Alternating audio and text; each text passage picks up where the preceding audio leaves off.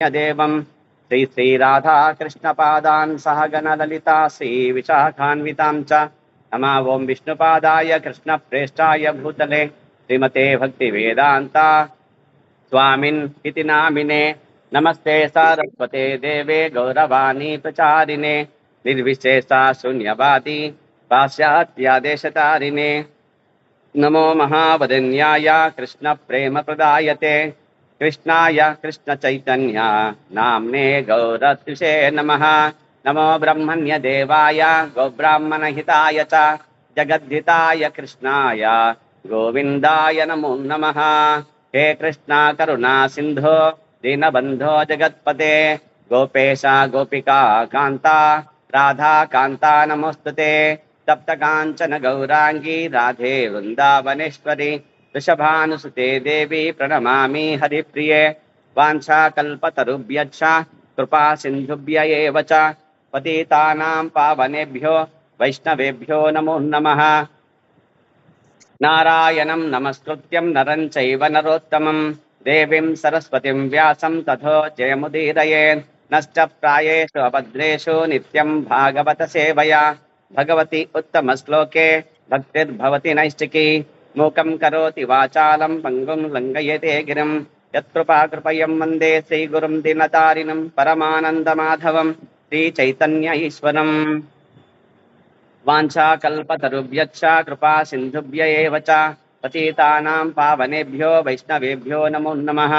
जय श्रीकृष्ण चैतन्य प्रभो नित्यानन्द श्री अद्वैत गदाधरा श्रीवासादि गौरभक्तवृन्द हरे कृष्णा कृष्ण कृष्ण हरे हरे हरे राम राम राम हरे हरे। हरे कृष्ण। ఈనాటి నిత్యం భగవత్ సేవయా తరగతికి వైష్ణవులందరికీ స్వాగతం సుస్వాగతం. హరి హరి బోల్. అర్హతల్ని నాకు అవకాశం కల్పించిన పరమ గురువు పరమ పూజ్య శ్రీ జయపతాక స్వామి గురు మహారాజ్ వారికి, వారి గురుదేవులైన పరమ పూజ్య శ్రీ శ్రీల ఏసి భక్తి వేదాంత స్వామి ప్రభుపాద వారికి, మరియు శిక్షా గురువులైన పూజ్య శ్రీ రూపేశ్వర చైతన్య ప్రభు, పూజ్య శ్రీ వైష్ణవ కృప ప్రభు, పూజ్య శ్రీ హేమహరి ప్రభు, పూజ్య శ్రీ రఘునందన సేవక్ ప్రభు, పూజ్య శ్రీ జయ గోవింద్ ప్రభు అందరికీ ధన్యవాద ప్రణామాలు. మీకు కూడా ధన్యవాద ప్రణామాలు అందరికీ. శ్రీమద్ భాగవతము షష్ఠ స్కందము దశమాధ్యాయము శ్లోకము సంఖ్య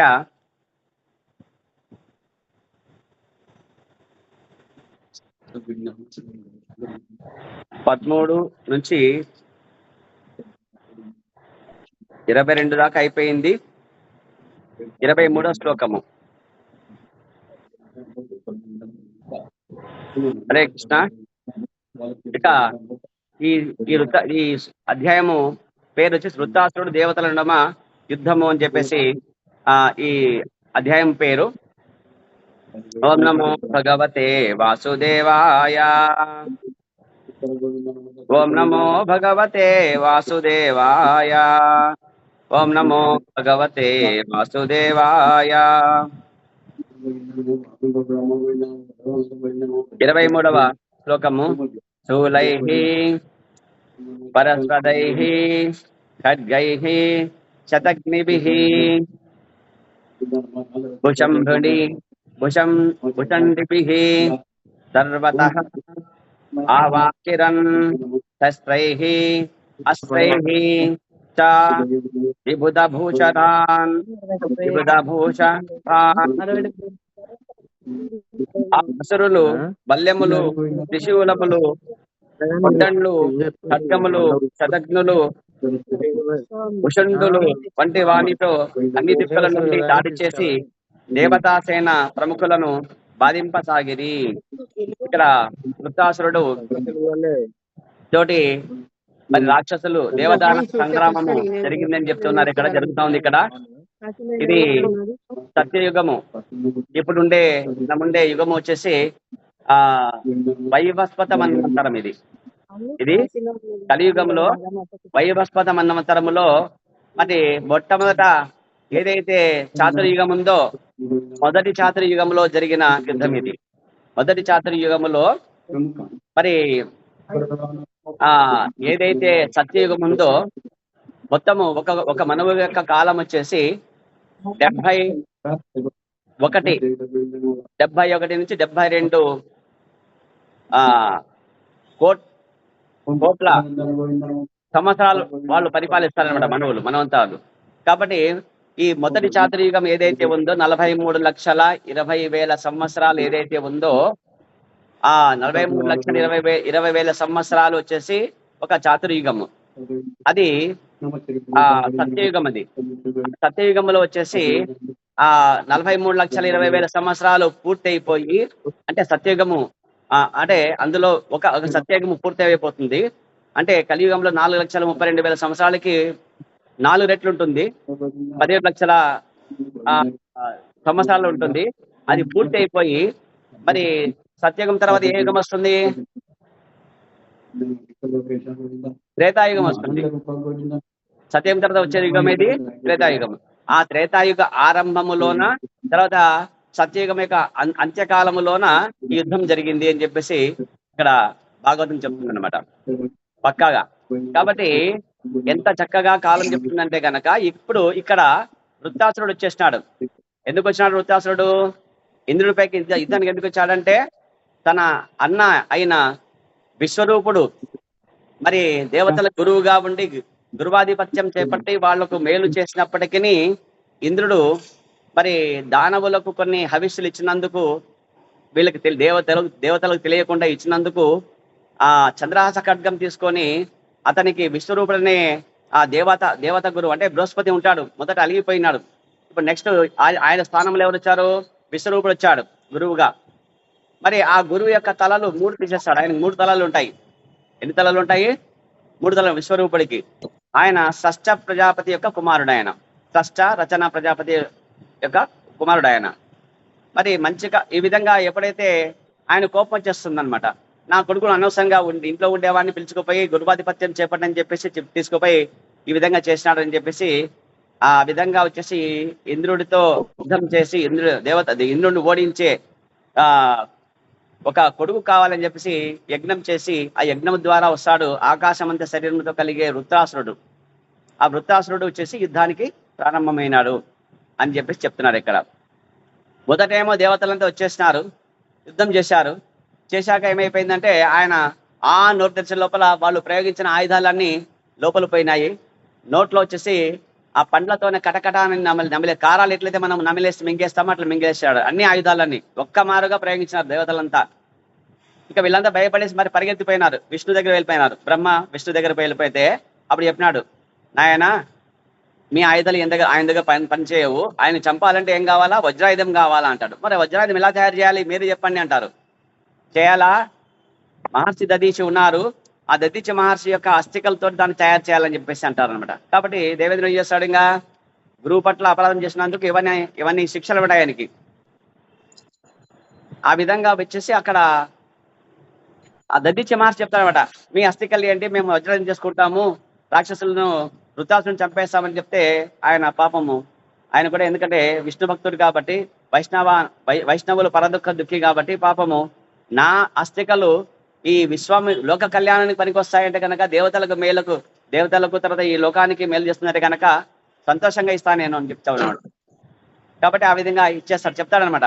ఈ దేహం ఏముంది చెప్పు, ఈ రోజు రేపో పోయేది, రేపో మాపో నశించిపోయేది, ఇది చచ్చాక వచ్చేసి ఇదే కుక్కలు నక్కలు తినేసేది ఇది, దీనికి మరి లోక కళ్యాణం మీ దేవతల సేవ కొరకు ఉపయోగిస్తే మంచిది కదా అని చెప్పి ఉద్దేశంతో ఒప్పుకొనేసి ఇచ్చేస్తాడు.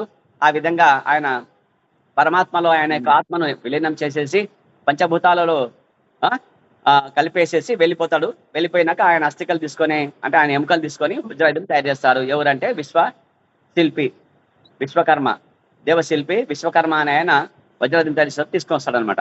వచ్చినాక జరిగేది ఇదంతా. ఇక ఇక్కడ చెప్తున్నారు, వాళ్ళు అసురులు ఏం చేస్తున్నారు? యుద్ధం మరి ప్రారంభమైంది. అసురులు బల్లెములు, త్రిశూలములు, గొడ్రన్లు, ఖడ్గములు, శతఘ్నులు, భుషుండులు వంటి వాణితో అన్ని దిక్కుల నుండి దాడి చేసి దేవతాసేన ప్రముఖులను బాధింపసాగిరి. మొత్తం ప్రయోగించేస్తున్నారు. దేవతాసేనను పరిమార్చుటకు కురిసినట్టి శస్త్రాస్త్ర వర్షము వారిని చేరలేదు. అంటే వర్షం ఎట్లయితే పడుతుందో అట్లా కురిపించాలనుకున్నారు వాళ్ళు. ఎవరు? ఈ రాక్షసులు. కానీ ఇక్కడ దేవతల పైన పడిందంటే చెరలేదు. ఎందుకంటే దేవతలు హతలాఘవము కలిగిన వారై ఆ ఆయుధములను ఆకాశమందే 1000 ముక్కలుగా ఖండించిరి. అయిపోయింది. వాళ్ళు ఏం చేశారంటే వాళ్ళ దగ్గర ఉండే అస్త్రాలతోటి మంత్రాలతోటి ఆ మంత్రబలంతో ఆకాశంలోనే అన్ని 1000 ముక్కలుగా అయితే చేసినారనమాట. వాళ్ళు ప్రయోగించిన ఆయుధాలు రాక్షసులు. తమ ఆయుధములు మంత్రములు నశింపగా అసురులు గిరి శృంగములను చెట్లను రాళ్లను దేవతలపైకి కురిపించసాగిరి. ఇంకేమైంది? రాక్షసులు కోపం వచ్చింది. ఆయుధాలన్నీ ఏమైపోయినాయి? తునకలైపోయినాయి. ఇది బాగాలేదని చెప్పేసి కొండలు తీసుకున్నారు. ఏం చేసినారు? గిరి శృంగములు అంటే పర్వత శిఖరాలు తీసుకున్నారు. చెట్లు, తర్వాత పెద్ద పెద్ద రాళ్ళు తీసేసి విసిరినారు అనమాట. వర్షంలాగా విసిరినారు అందరూ ఒకేసారి కలిసి.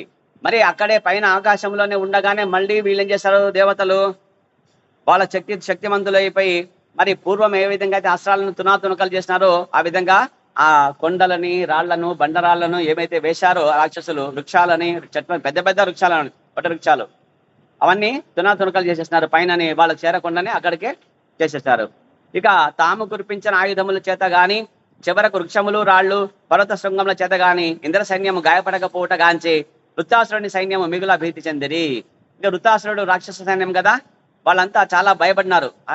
అంటే మేమేం ప్రయోగించినా వీళ్ళకేం చేరడం లేదు, వీళ్ళు గాయాలు కావడం లేదు, మరి వీళ్ళు బాగా శక్తివంతులుగా ఉన్నారు, మరి ఇట్లనే యుద్ధంలో ఉంటే గనక మనకు చావు తప్పదు అని చెప్పేసి భయపడినారు అందరూ. ఎవరు? రాక్షసులు.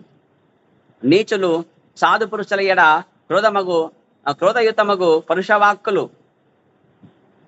పరుషవాక్కులు ప్రయోగించినను అవి ఆ మహాత్ములను కలత పరచక నిష్ఫలములే ఎగును. అదే రీతిగా శ్రీకృష్ణుని రక్షణలో క్షేమముగా నిలిచినట్టి దేవతల పట్ల దానవులు కావించిన యత్నములన్నీను నిష్ఫలములయ్యను అని ఈ మాట చెప్తున్నారు పరీక్షిత్ మహారాజుకు సుఖదేవ గోస్వామి. కాబట్టి ఇక్కడ ఏం చెప్తున్నా అంటే ఆ నీచులు అంటే ఎవరు? రాక్షసులు. సాధు పురుషులు అంటే ఎవరు? దేవతలు. కాబట్టి నీచులు సాధు పురుషులు ఎడ క్రోధయుతముగా పరుషవాక్కులు ప్రయోగించినను అంటే కొంతమంది చేశారంటే సాధువులను తిడతారు అనమాట, బూతులు తిడతారు పరుషవాక్యములు అంటే కదా, మనసు బాధపడేలాగా తిడతారు అనమాట. ఆ విధంగా పరుషవాక్కులు ప్రయోగించి అవి మహాత్ములకు కలతపరచక నిష్ఫలములే యగును. కాబట్టి వాళ్ళు ఏం పట్టించుకోరు. ఎవరు? మహాత్ములు ఏం చేస్తారు? పోయిన జన్మలో పాపం కదా, వీళ్ళకేమో నేను ఇంకా ఎక్కువ పెద్ద పెద్ద బండబూతులు తిట్టినాను, పాపం ఈసారి ఏదో తక్కువ తిట్టేసినారు నాకు అని చెప్పి అనుకుంటారు అనమాట. సరే పోన్లే, మంచిది, బాగా చేసినావు, బాగా తిట్టినావులే అంటారు, అంతేగాని బాధపడరు అనమాట. టేక్ ఇట్ ఈజీ పాలసీ మహాత్ములు. అది ఆ విధంగా ఉంటారనమాట. పోయిన జన్మలో నేను తిట్టినాను కాబట్టి ఈ జన్మలో నువ్వు నన్ను తిట్టినావు, very good, thank you very much అంటాడు అనమాట. అంతే. కాబట్టి ఆ విధంగా నిష్ఫలములైనాయి వాళ్ళకి. ఎవరికి?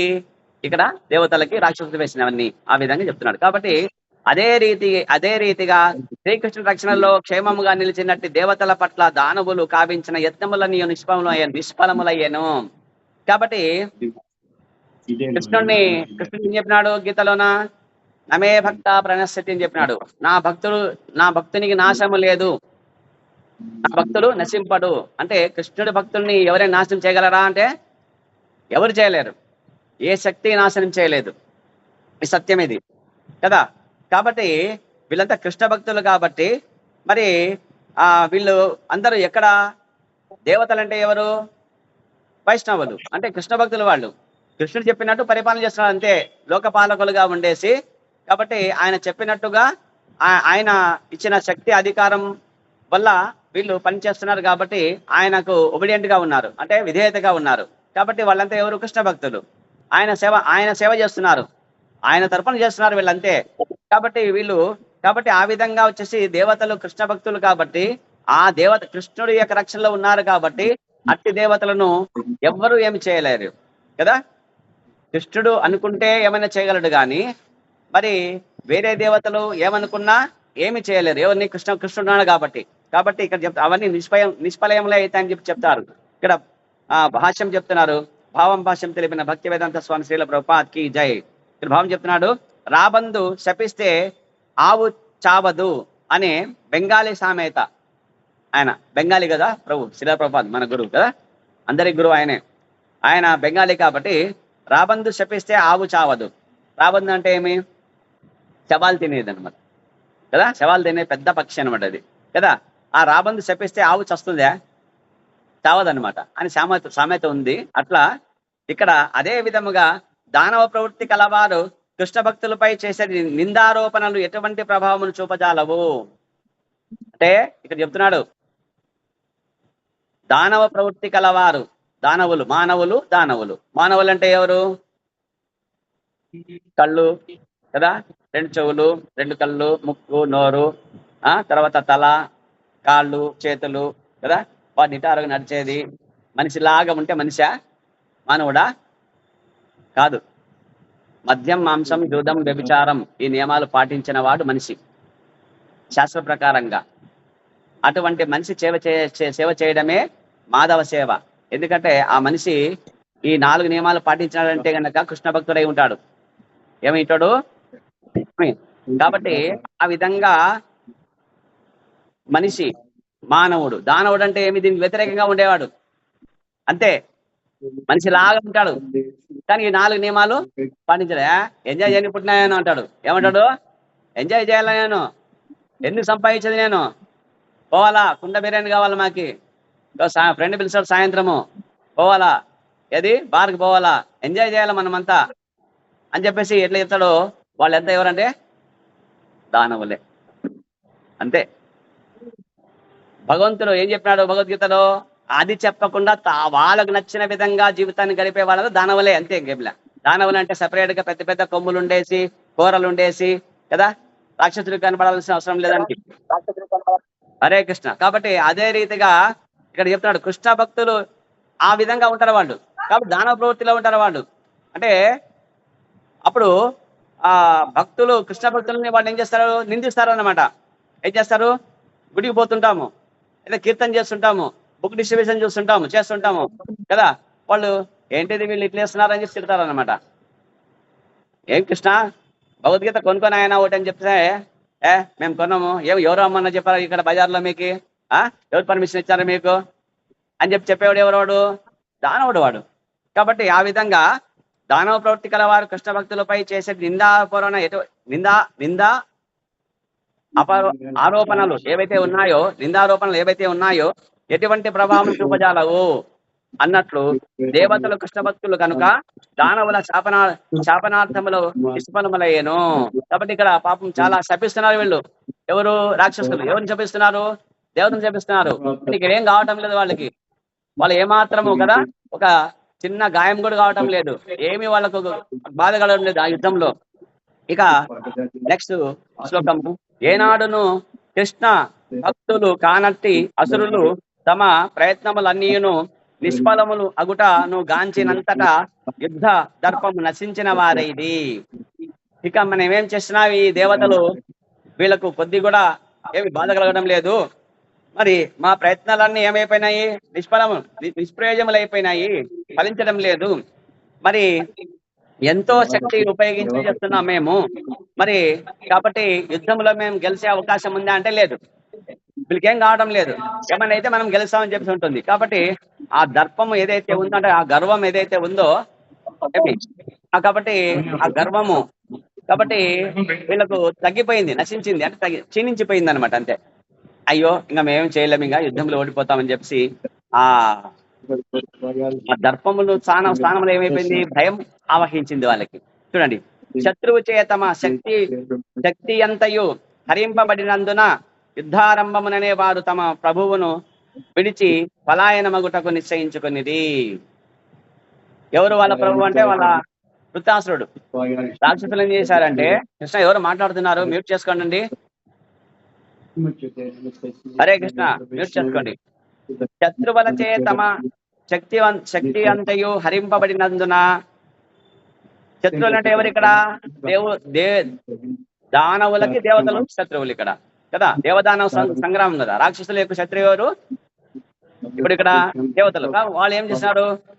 దేవతలు మా శత్రువులను భావించినారు కాబట్టి ఆ శత్రువుల పైన వీళ్ళు ఎంతో శక్తి అంతా ప్రయోగించినారు.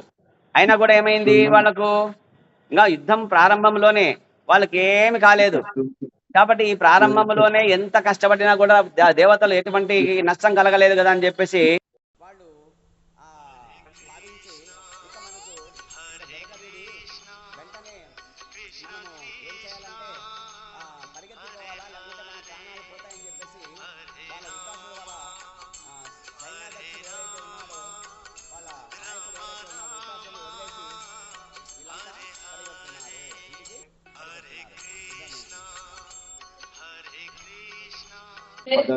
హరే కృష్ణ ప్రభుజీ చూడండి.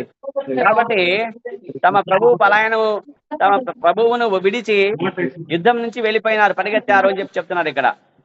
అక్కడ యుద్ధంలో ఎవరున్నారు ఇప్పుడు? వృత్తాసుడు కూడా ఉన్నాడు అనమాట. తన సైన్యము చిన్న భిన్నమై అసురులందరూ చివరకు మహావీరులు కూడా తీవ్రమగు భయంతో యుద్ధ భూమి నుండి పలాయన మగుటను గాంచినంతటా ధీరుడగు వృత్తాసుడు నవ్వుచూ ఇట్లు పలికెను. వృత్తాసుడు ఏం చేస్తున్నాడు? ఈ విధంగా పలుకుతున్నాడు.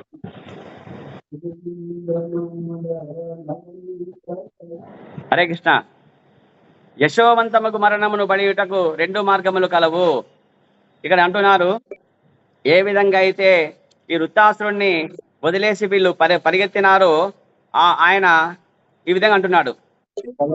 సైన్యం అంతా పారిపోయింది. మరి మహావీరులు వాళ్ళంతా రాక్షస వీరులు ఎన్నో యుద్ధాలు చేసేసి మరి విజయ రాక్షసులంతా భయపడి పారిపోయినారు.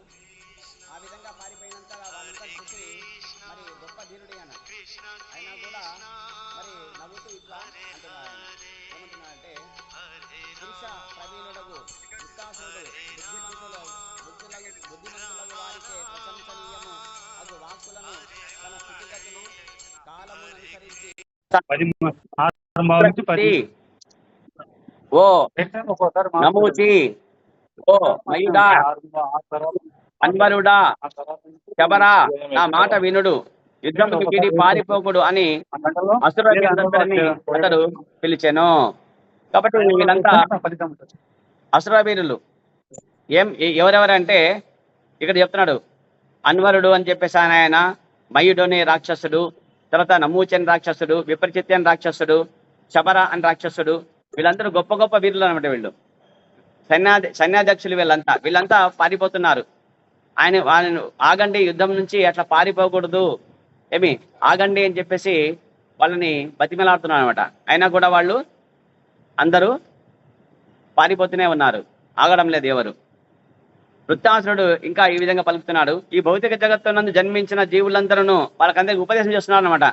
మీరు ఎందుకు పారిపోతున్నారు అని చెప్తున్నాడు ఇక్కడ.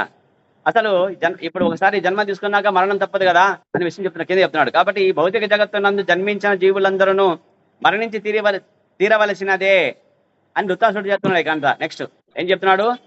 జన్మ వచ్చిందా అంటే మరణం తథ్యం కదా, ఎందుకు పారిపోతారు కదా. కాబట్టి ఏది ఉత్తమము చెప్పండి.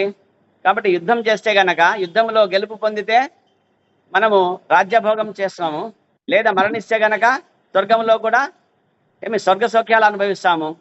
మరి ఇటువంటి 2 అవకాశాలు పెట్టుకొని మీరు ఎందుకు పారిపోతారు చెప్పండి? చావనేది ఎప్పుడు తప్పదు కదా అని చెప్తున్నాడు ఇక్కడ. ఇక్కడ చెప్తున్నాడు, కాబట్టి మృత్యుముఖము నుండి తప్పించుకునే విధానమును ఎవడును ఈ లోకమును కనుగొనలేదు. చావు లేకుండా ఉండే వరం ఎవరైనా తీసుకున్నారా? ఎవరైనా ఉన్నారా? చావు లేకుండా ఎవరైనా ఉన్నారా? లేదు కదా. కాబట్టి అక్కడ అందుకే చెప్తున్నాడు ఇక్కడ, మృత్యుముఖం నుండి తప్పించుకునే విధానమును ఎవడును ఈ లోకమును కనుగొనలేదు. ఏ డాక్టర్ ఏమైనా చావు నుంచి రక్షిస్తాడా చెప్పండి? రక్షించలేడు. కాబట్టి ఎవరు కనుగొనలేదు. కాబట్టి ఆగండి, ఎందుకు భయపడతారు మృత్యువుకు మీరు అంటున్నాడు ఇక్కడ. కాబట్టి విధాత కూడా దానిని తప్పించుకున్న మార్గమును వసగలేదు. విధాత అంటే బ్రహ్మదేవుడు కూడా మనకు ఆ విధంగా తప్పించుకునే మార్గం ఏమైనా చెప్పినాడా అంటే ఇవ్వలేదు. మనకు ఆ మార్గం లేదు కాబట్టి ఆయన కూడా ఇవ్వలేదు. ఆయన కూడా 100 ఏళ్ల తర్వాత ఆయన కూడా హరికృష్ణ అవుతాడు. మన బ్రహ్మదేవుడు చావు ఉంది కదా 100 ఏళ్ల తర్వాత. కాబట్టి ఆ విధంగా ఉంది, ఆయన కూడా ఉంది. కాబట్టి మృత్యువు అనివార్యమైనట్టి ఈ పరిస్థితులలో ఉత్తమముకు మరణము ద్వారా మనుజుడు ఉన్నత లోకములను మరియు ఇచ్చట నిత్య కీర్తిని బడగలిగినచో అట్టి మహోన్నతముకు మరణమును ఏ మానవుడు అంగీకరింపకుండును. కాబట్టి నీవు విజయం సాధించినావా, ఆహా గొప్ప వీరుడు అని చెప్పి కీర్తి పొందుతావు.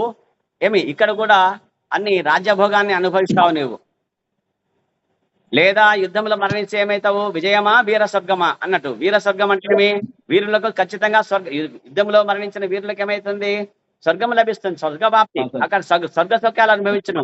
కాబట్టి ఈ విధంగా ఉన్నప్పుడు ఈ మహోన్నతమైనవి ఇది ఏదైతే ఉందో ఇది మహోన్నతమే. యుద్ధంలో ఉన్న మరణము వచ్చేసి మహోన్నతమే. కాబట్టి ఎవరైనా అంగీకరిస్తారు కదా. మరణిస్తే ఏముంది? స్వర్గానికి పోతాము. ఇక్కడ ఉండి కష్టాలు పడడం కన్నా అక్కడ స్వర్గ సుఖాలు అనిపించడం గొప్ప కదా అని చెప్పేసి వెళ్తారు కదా. కాబట్టి అని చెప్పేసి ఆయన చెప్తుంటే ప్రభుపాద చెప్తున్నారు, మరణం ద్వారా ఉన్నత లోకంలోను బడిసి ఆ నిత్య యశస్సును పొందగలిగినచో ఏ మూర్ఖుడు అట్టి మహోన్నతమగు మరణమును అంగీకరింపకుండును అని చెప్తున్నారు ఇక్కడ. కాబట్టి మరణం ద్వారా ఉన్నత లోకాలను బడిసి నిత్య యశస్సును పొందగలిగినచో ఏ మూర్ఖుడు అట్టి మహోన్నతమగు మరణమును అంగీకరింపకుండును అంటే గొప్ప అవకాశం ఇది. యుద్ధములో మరణిస్తే ఏమైతుంది? ఆహా, గొప్ప వీరుడు యుద్ధంలో మరణించినాడని చెప్పేసి కీర్తి వస్తుంది. ఆ తర్వాత అక్కడ స్వర్గలోకంలోన స్వర్గ సౌఖ్యాలు కూడా నిత్య యశస్సు ఉంటుంది. స్వర్గ సౌఖ్యాలు కూడా ఉన్నత లోకాలు కూడా లభిస్తాయి కదా. మరి ఇవి రెండు లాభాలు ఉన్నప్పుడు ఏమి యుద్ధంలో నేను మరణం వద్దు నాకు అనేవాడు మూర్ఖుడే అని చెప్తున్నాడు ప్రభుపాదులు ఇక్కడ. అంతే కదా, మూర్ఖుడే అవుతాడు కదా. కాబట్టి ఆ వ్యక్తి మూర్ఖుడే అవుతాడు. ఇటువంటి ఉపదేశమునే శ్రీకృష్ణుడు అర్జునులకు ఇట్లు వసగై ఉండెను. ఇదే చెప్పినాడు అర్జునుడికి భగవద్గీతలోనే. కృష్ణుడికి అర్జునుడు చెప్పాడు. కృష్ణుడు అర్జునుడికి చెప్పాడు. కాబట్టి అర్జున చెప్పినాడు. ఏం చెప్పినాడు కృష్ణ చెప్పాడు? అర్జున, నీవు యుద్ధ విముఖుడవు కావలదు. ఫస్ట్ ఏమంటాడు అర్జునుడు? బావా, నాకు యుద్ధం వద్దు. నా తాత ఉన్నాడు, నా గురువు ఉన్నాడు, కృపాచార్యుడు ద్రోణాచార్యుడు ఉన్నారు, మా చిన్నాన్న పెద్దనాన్న కొడుకున్నారు, కమి తర్వాత బావలు, తర్వాత బావమర్దులు, అల్లుళ్ళు, ఎంత చాలా కొడుకులు వరుస అయ్యేవాళ్ళు అంతా వీళ్ళంతా నా వాళ్ళే వీళ్ళు అని చెప్తాడనమాట. కానీ యుద్ధానికి వచ్చినప్పుడు నా వాళ్ళైనా నీ వాళ్ళైనా, ఇంట్లోనైతే నా వాళ్ళు నీ వాళ్ళు, ఇది ఇల్లు కాదు, ఇది యుద్ధ భూమి, ఇది అట్లా మాట్లాడకూడదని చెప్పేసి కృష్ణుడు చెప్తానమాట. ఎవరితో? అర్జునుడితో. యుద్ధ భూమిలో వచ్చేసి నీకు శత్రువులుగా నిలిచినప్పుడు నువ్వు యుద్ధం చేయాలా వీరుడుగా, అంతే. వీరుడిగా మాటలు పలకాలి, అంతేగాని వీరుడుగా ఏంటి నువ్వు పెరిగి పంచలాగా మాట్లాడుతున్నావు, అపకీర్తి పాలవుతావు నీవు అని చెప్పి తిడతాడనమాట కదా. లెఫ్ట్ హ్యాండ్ రైట్ తీసుకుంటాడు అంతే, ఇంకా క్లాస్ పిక్తాడు అంతే. ఎవరికి? అర్జునుడికి. ఎవరు? కృష్ణుడు. కాబట్టి అది చెప్తున్నాడు. కాబట్టి యుద్ధమందు విజయమును సాధించినచో రాజ్యమును భోగింతువో అంటాడు. యుద్ధమునందు రాజ్యమును సాధించదే విజయం సాధిస్తే ఏమవుతుంది? బతికి ఉంటే రాజ్యాన్ని భోగిస్తావు, ఒకవేళ మరణించినచో స్వర్గమును చేరుదవు. కృష్ణుడు చెప్పింది ఇదే. కాబట్టి ఈ సత్యం ఆయనకి కూడా తెలుసు. ఎవరికి? వృత్తాసుడికి తెలుసు. రాక్షసుడైనా కూడా ఆయన కూడా పరమ వైష్ణవుడు. పూర్వం శాపం చేత ఆ విధంగా వృత్తాసుడు అయిపోయినాడు ఆయన కదా. ఆ శాపం ఎవరికైనా మనం చెప్తాం మనం. కనుక యశోపూర్ణమగు కార్యములను చేయుచు మరణమునకు ఎల్లరూ సంసిద్ధులై ఉండవలెను. కాబట్టి మనము ఎటువంటి కార్యాలు చేయాలా? స్మగ్లింగ్ చేసి కదా, దొంగతనం దోపిడీలు చేసి అటువంటి చెడ్డ పనులు చేసేసి మరణం చెందడం అనేది నీచమైనది. అది అట్లా కాదు. యశో కార్యం అంటే ఏమి? లోక కళ్యాణార్థము, వైష్ణవుల ప్రయోజనార్థము, దేవతల ప్రయోజనార్థము, మరి కృష్ణుడు చెప్పిన మార్గం ఏదైతే ఉందో ఆ ధర్మం రక్షించడానికి కోసము ఇటువంటి యశోవంతమైన కార్యాలు అవి. వాటి కోసము మరణించడం అనేది ఎవరైనా సంసిద్ధులై ఉండాలి, అటువంటి వారి కోసం చెప్పేసి ఇక్కడ చెప్తున్నారు. అదే చెప్పినాడు అర్జునుడికి కృష్ణుడు గీత అదే యుద్ధారంభంలో. యశోవంతుడు అగువాడు పిల్లులు కుక్కల వలె మరణింపడు. యశవంతుడైన వాడు కుక్క బతికి కుక్క చావు చేస్తాడా? చెప్పండి. పిల్లి బతికి పిల్లి చావు చేస్తాడా? వీరుడుగానే ఉంటాడు అంతే. కుక్క బతుకు ఎప్పుడు బతకాలన్నమాట. కాబట్టి కుక్క బతుకు పిల్లి బతుకు బతకరాదు మనము కదా. గొప్ప ఈ దేహం తీసుకున్నాక ఒక ప్రయోజనకరమైన కదా కార్యాన్ని చేయాలా, కళ్యాణార్థము, తర్వాత హరే కృష్ణ మహామంత్రాన్ని ప్రచారం చేయాలా. అది గొప్ప కార్యం మనకి. ఇప్పుడు ప్రభుపాదులు చెప్పినారు కదా, హరినామ సంకీర్తనోద్యమం కదా. కాబట్టి బుక్ డిస్ట్రిబ్యూషన్. కాబట్టి ప్రభుపాదికి ఇష్టమైనది ఏమి? బుక్ డిస్ట్రిబ్యూషన్ అన్నమాట. కాబట్టి భగవద్గీత భాగవతం అందరికీ పంచాలా, అట్లే హరినామాన్ని పంచాలా, కృష్ణనామాన్ని పంచాలా. కాబట్టి చైతన్య మహాప్రభు మార్గంలో మనము నడవాలా అని చెప్పేసి చెప్తున్నారు. ఇక 33వ శ్లోకం. యశోవంతమగు మరణమును బడియుటకు 2 మార్గములు కలవంటాడు. ఎవరు? వృత్తాసుడు చెప్తున్నాడు ఇదంతా. అవి రెండును అతి దుర్లభములే. అది అంత సామాన్యమైనవి కాదు, చాలా దుర్లభము. ఎవరికి దొరకవు అవి. ఏంటంటే యోగ సాధనచే, ముఖ్యముగా భక్తి యోగముచే మనస్సును ప్రాణమును నిగ్రహించి భగవత్ చింతనలోనే లగ్నమై మరణించుట ఒకటి కాగా, శత్రువులకు వెన్ను చూపక సైన్యమును నడుపుచు యుద్ధరంగమున మరణించుట రెండవది. ఈ 2 రకములకు మరణములు శాస్త్ర సమ్మతములు అయి ఉన్నవి. వృత్తాసురుడు ధర్మం చెప్తున్నాడు ఇదంతా. ఎవరికి? రాక్షసులకు, తన సైనికులకు చెప్తున్నాడు అనమాట. కాబట్టి యశోవంతములు మార్గములు పడేట రెండు మార్గాలు ఉన్నాయి. ఒకటి ఏంటంటే ఒకటి యోగ సాధన అంటే ఏమి? భక్తి యోగం. కాబట్టి భక్తి యోగం అంటే ఏమి? మన మనసు అంతా ఎక్కడ పెట్టాలి? కృష్ణుడి పైన మనసు అంతా ఎవరు ఉండాలి? మనసు అంతా ఎవరు ఉండాలి? కృష్ణుడు ఉండాలి. మనసులంతా మనసు నిండుగా కృష్ణుడే ఉండాలి. కాబట్టి ఆ విధంగా వచ్చేసి మనసంతా కృష్ణుడు ఉండేసి మరి మన ప్రాణాలన్నీ కృష్ణుడి మన యొక్క ఏమి మనము కృష్ణుడి యొక్క పాదాలను ఆశ్రయించి ఆయన చరణావిందాలను దగ్గర మనస్సును పడేసేసి మనసు ఎక్కడ పడేయాలి? ఆయన పాదాల చెంత పడేసి ఆ విధంగా భగవత్ చింతనలో ఉండి ఆయన సేవ చేస్తూ మరి ఆయన కొరకై మరి మరణించడం అనేది అంటే నేను దాసుడిగా కృష్ణదాసుడిని ఆయన సేవ చేస్తూ మరణించడం అనేది ఒకటైతే గనక బృందావనానికి వెళ్ళిపోతారు అనమాట. అది ఒక మార్గము. తర్వాత రెండవది ఏంటంటే శత్రువులకు వెన్ను చూపక అంటే యుద్ధంలో అనమాట. వెన్ను అంటే వీపు చూసి పారిపోతే వీపు చూసినట్టు కదా. వెన్ను అంటే వీపు చూపక సైన్యం నడుపుతూ, సైన్యం ఉంది కదా, ఆ సైన్యం నడుపుతూ యుద్ధరంగమున మరణించడం రెండవది, వీరుడుగా మరణించేది రెండవది. ఇవి రెండు రకములైన మరణములు శాస్త్ర సమ్మతం. శాస్త్రంలో చెప్పినారు అట్లా జీవించాలా, అట్లా మరణించాలంతే. భక్తుడిగా మరణిస్తావా ఒకటి, లేదా రెండవది వీరుడుగా మరణిస్తావా రెండు. ఇవి రెండే మార్గాలు ఉన్నాయి అంతే. అంతేగాని పిరికి వాడిలాగా కుక్క బతకరాదు అని చెప్తున్నాడు ఇక్కడ. అవి సమ్మతం, లోక సమ్మతం ప్రారంభిస్తున్నారు. కాబట్టి శ్రీమద్ భాగవతం వృత్తాసురుడు దేవతల నడుమ యుద్ధము అను షష్ఠస్కందములోని 10వ అధ్యాయం భక్తి వేదాంత స్వామి భాష్యం సమాప్తం. హరే కృష్ణ కృష్ణ కృష్ణ హరే హరే, హరే రామ రామ రామ హరే హరే. ఇక వృత్తాసురుడి యొక్క 11వ అధ్యాయము వృత్తాసురుడి దివ్య గుణములు. ఇక ఇక్కడ చూడండి, వృత్తాసురుడు ఎటువంటి గుణాలు కలిగినాయంటే మంచి గుణాలు కలిగి ఉన్నారు. ఎందుకంటే పూర్వము ఆయన ఎవరు? ఒక గొప్ప భక్తుడు. ఇక్కడ చూడండి, వృత్తాసురుడు శ్రీసుఖ ఉవాచ తయేవం సంశతో ధర్మం వచః పశ్యురచేతసః నైవా గృహ్ణాంత సంభాంతః పలాయన పరానృప. సుఖదేవ కోసం పలికాను, ఓ రాజా, అసుర సేనాధిపతి యగు వృత్తాసురుడు ధర్మోపదేశము కావించినను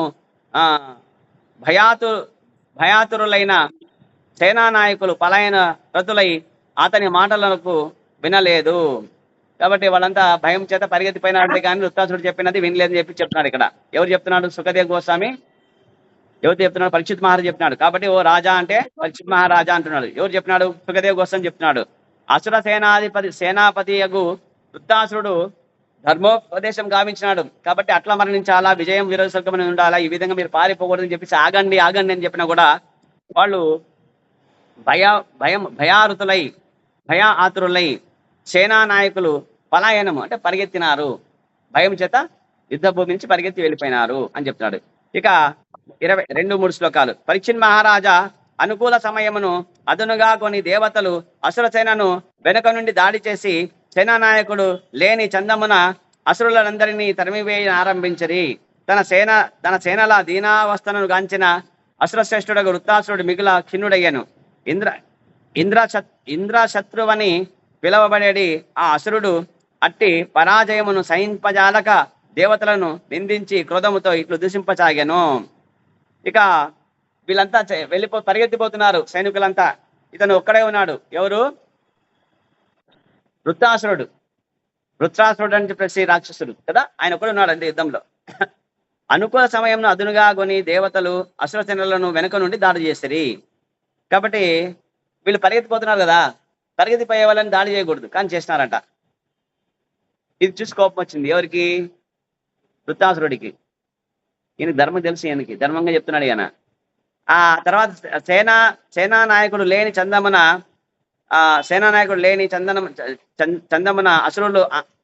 అసురులనందరినీ తరిమివేయనారంభించిరి. సేనానాయకుడు ఏం చేస్తున్నాడు? ఆయన మాట్లాడినప్పులే కదా, కాబట్టి అందరూ తరిమేసినారు, ఇంకా పరిగెత్తి వెళ్ళిపోయినారు అంతే. ఇంకా తన సేనల దీనావస్థను గాంచిన అసురశ్రేష్ఠుడు వృత్తాసురుడు మిగిలిన ఖిన్నుడయ్యాను. ఇక తన సేనలు అంతా పారిపోతున్నారు, గాయాలవుతున్నాయి, వీళ్ళు వెనక దాడి చేస్తున్నారు. పాపం చాలా బాధపడినాడు. ఖిన్నుడయ్యానంటే బాధపడాను. చాలా వృత్తాసురుడు పాపం బాధపడినాడు. ఇంద్రశత్రువు అని చెప్పేసి అంటారు ఎవరిని? వృత్తాసురుడిని. ఇంద్రశత్రువు అని పిలువబడేది ఆ అసురుడు అట్టి పరాజయమును సహింపజాలక దేవతలను నిరోధించి ఆగండి ఆగండి అని చెప్పేసి ఆపుతున్నాడు. అట్లా చేయకూడదు, పారిపోతున్నారు, పారిపోయే వాళ్ళపైన బాణం వేద్దని అని చెప్పేసి చెప్తున్నారు. క్రోధంతో ఇట్లు దూషించాను. ఏం చేస్తున్నారు మీరు అని చెప్పేసి ఇక్కడ చెప్తున్నారు. ఇక్కడ నెక్స్ట్ 4వ శ్లోకం.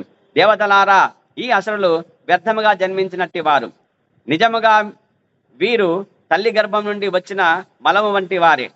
అట్టి శత్రువులు భయముతో పరిగెడినప్పుడు వారిని వెనుక నుండి చంపుట వలన లాభమేమిటి?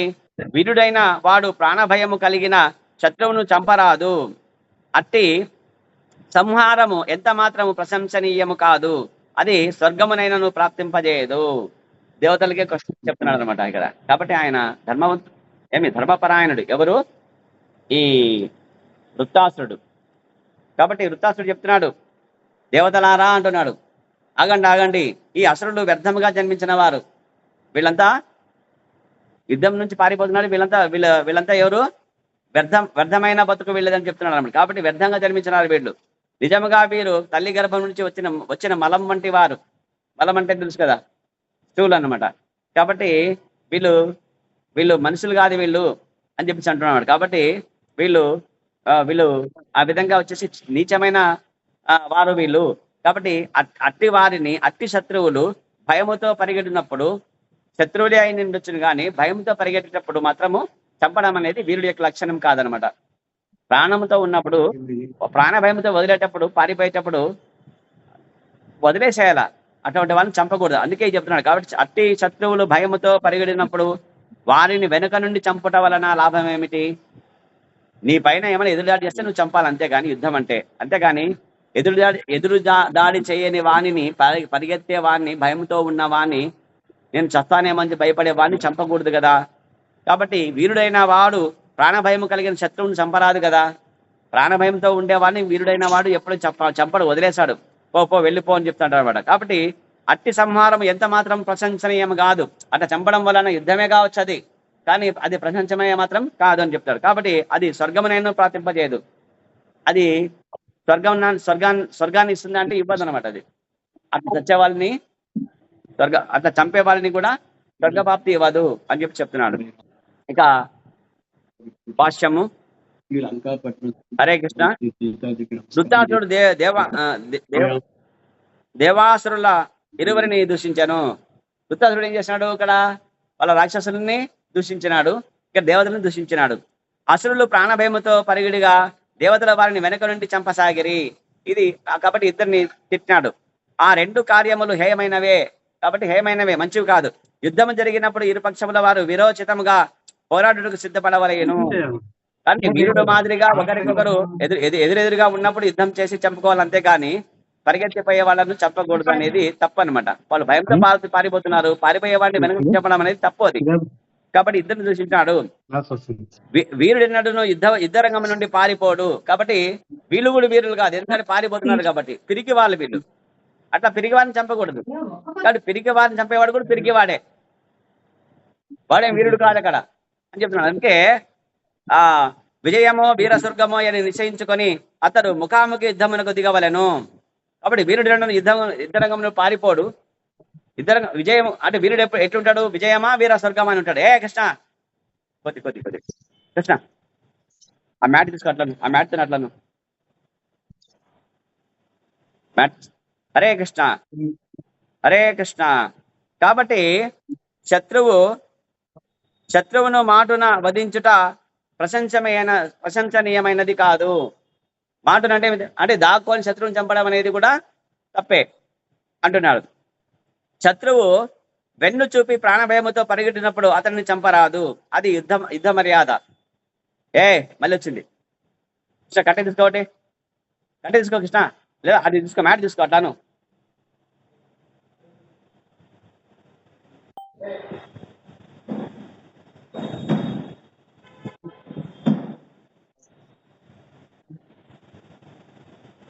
హరే కృష్ణ. కాబట్టి శత్రువు వెన్ను చూపి ప్రాణభయముతో పరిగెట్టినప్పుడు అతన్ని చంపరాదు, అది యుద్ధ మర్యాద కాదు. కాబట్టి తప్పది అంటున్నాడు. కాబట్టి అసురసేనను వృత్తాసురుడు తల్లి మలముతో పోల్చి అవమానపరచను. కాబట్టి వీళ్ళంతా ఎవరు? తల్లి మలం అంతే. తల్లి పెట్టింది. నెంబర్ 2 అని చెప్పినాడు. కాబట్టి మలం వేస్ట్ వాళ్ళు అని చెప్పినాడు. మలము పిరికి వంద అయిన పుత్రుడు తల్లి గర్భం నుండి బయటకు వస్తారు, అంతే కదా. మలం కూడా తల్లి గర్భం నుంచి వస్తుంది, మరి పిరికి పంద అనేవాడు కూడా తల్లి గర్భం నుంచి వస్తాడని చెప్పి అంటున్నాడు. ఆ రెండింటికి తేడా లేదని వృత్తాసుడు పలికాను. తులసిదాసు కూడా ఇటువంటి పోలికనే చేయొచ్చు. పుత్రుడు పురుషము ఒకే నాళము ద్వారా బయటకు వత్తురని పలికెను. పుత్రుడు పురుషము అని ఎవరు చెప్పినాడు? తులసిదాస్ చెప్పినాడు. అయినను వీర్యము సంతానమును కలిగింపగా మూత్రము వ్యర్థమైనది. కాబట్టి ఇక్కడ వేరే ఉంది. వీర్యం అనేది సంతానాన్ని ఇస్తుంది, వీర్యం అనేది. ఇంకా మలం అంటే అది వ్యర్థంగా దిబ్బలపరేస్తాము కనుక పుత్రుడు వీరుడు గాని భక్తుడు గాని కానిచో అతడు పురుషమే గాని పుత్రుడు కాడు. కాబట్టి పుత్రుడు అనేవాడు ఎట్లుండాలంటే గనక ఇక్కడ రెండు చెప్తాడు. ఎవరు చెప్తున్నారు? తులసిదాస్ చెప్తున్నాడు. తులసిదాస్ ఏం చెప్తున్నా అంటే ఆ పుత్రుడు వీరుడనే ఉండాలా, లేకుంటే భక్తుడైన ఉండాలా, అంతే. ఇప్పుడు ప్రభుపాద చెప్పింది ఇక్కడ అంతే కదా. ఏం చెప్తున్నాడు ఇక్కడ? రెండు మార్గాలు ఉన్నాయని చెప్తాడు. ఏమి నీ జీవితం ఎట్లా కడ తెచ్చుకోవాలా? నీవు వీరుడుగా యుద్ధంలో యుద్ధరంగమునందు వీరుడుగా మరణిస్తే మంచిది. లేదా రెండవ మరణం ఎటువంటిది? భక్తి యోగంలో ఉండి కృష్ణ భక్తుడిగా ఉండి కృష్ణుడి సేవ చేస్తూ ఏమి భక్తియుక్త సేవ చేస్తూ హరే కృష్ణ మహామంత్రాన్ని జపం చేస్తూ కదా, మరి గురువు యొక్క ఆధ్వర్యంలో జీవితం గడుపుతూ ఆధ్యాత్మిక గురువుని తీసుకొని ఆ విధంగా కనదేసిన వాడు పుత్రుడు అంటే. కాబట్టి పుత్రుడు వీరుడైనా ఉండాలి, భక్తుడైనా అయి ఉండాలి. ఈ రెండు కాని వాడు పుత్రుడా అంటే కాదు. ఎవరు వాడు? తల్లి మలము. ఎవరు వాడు? తల్లి మలము. కాబట్టి ఇది బాగా గుర్తుపెట్టుకోవాలంటున్నాడు. అందుకే రెండింటిలో తేడా లేదు అంటున్నారు. కాబట్టి ఇదే విషయం తులసిదాస్ కూడా చెప్పినాడు అని చెప్తున్నాడు. కాబట్టి ఇక చాణక్య పండితుడు కూడా దీన్ని గురించి ఇట్లు పలికాను. ఏం చెప్తున్నాడు? చాణక్య పండితుడు కూడా చెప్తున్నాడు, వీరుడు గాని భక్తుడు గాని కానట్టి పుత్రుని వలన ప్రయోజనం ఏమిటి? అట్టి పుత్రుడు గుడ్డి కన్ను వంటి వాడే. గుడ్డి కన్ను చూచుటకు ఉపయోగపడదు కానీ కష్టమును మాత్రము కలిగించును. హరిబోల్. చూడండి చాణక్యుడు ఏం చేస్తున్నాడు తెలుసా? చాణక్యుడు ఎవరికి? చాణక్యుడు తెలుసు కదా మనకి. ఆయన మహాపండితుడు ఆయన అని చెప్తున్నాడు. కాబట్టి ఒక కొడుకు ఎట్లుండాలంటే వీరుడై ఉండాలా లేదా భక్తుడై ఉండాలా? ఆ రెండు కాకపోతే వాడు ఎవరంటే గుడ్డివాడంట. ఎవరు? గుడ్డి కన్ను. గుడ్డి కన్ను ఏమైనా ప్రయోజనం ఇస్తుందా మనకు? రెండు కళ్ళు లేవండి, మనం కష్టాలు పడతామా పడమా చెప్పండి? రెండు కళ్ళు లేకపోతే కష్టాలు ఉంటాయా ఉండవా? కాబట్టి కష్టాలు పడవలసిందే కానీ కష్టం లేకుండా మాత్రం ఉండడానికి మాత్రం వీలు కాదు. కాబట్టి అటువంటి వాడు గుడ్డి కన్ను వాడు. అంటే గుడ్డి కన్ను కొడుకులు వద్దు మనకు. హరే కృష్ణ. కాబట్టి ఏం చేయాలి మనము? గుడ్డి కన్ను కాకుండా ఉండాలంటే కనుక ఇప్పుడు ఎట్లనే యుద్ధాలు లేవు కాబట్టి ఇప్పుడు ఉండేది కేవలం ఏమిటి? హరే కృష్ణ మహామంత్రాన్ని జపం చేయడము, తర్వాత భగవద్గీత భాగవతం శ్రవణం చేయడము, ఆధ్యాత్మిక ఆచార్యుని ఆధ్వర్యంలో జీవితం గడపడము, ఆ విధంగా భక్తి యోగంలో ఉండి కృష్ణుడి యొక్క దాసుడిగా భక్తియుక్త సేవ చేయడము, తర్వాత హరినామాన్ని ప్రచారం చేయడము, ఈ కార్యక్రమాలు చేస్తూ ఈ విధంగా భక్తి యోగంలో నిలిచి మనము మన జీవితాన్ని కడతెచ్చుకోవాలి. ఆ విధంగా మంచి పుత్రుడు అని చెప్పేసి అనిపించుకోవాలి ప్రతి ఒక్కళ్ళు అని చెప్పేసి కోరుతూ, ఓకే, ఇంతటితో ఇక్కడ సమయం అయిపోయింది. 9:05 అయిపోయింది.